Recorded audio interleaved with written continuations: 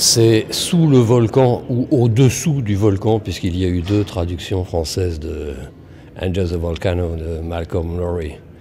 Et si je ne sais pas comment...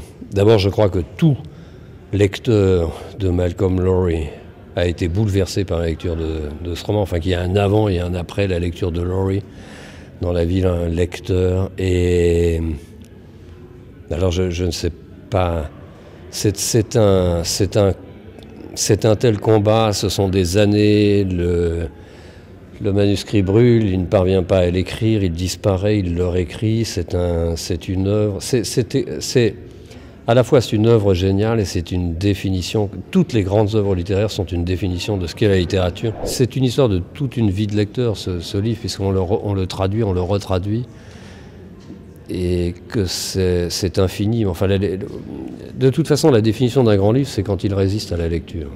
Quand on peut le relire tous les 10 ans, 20 ans, mais ça c'est valable pour Madame Bovary, c'est valable pour tous les chefs-d'œuvre, c'est valable pour Joyce. C'est-à-dire que 10 ans après, évidemment, le livre n'a pas changé. On est convaincu que c'est plus le même, parce que malheureusement, nous avons changé.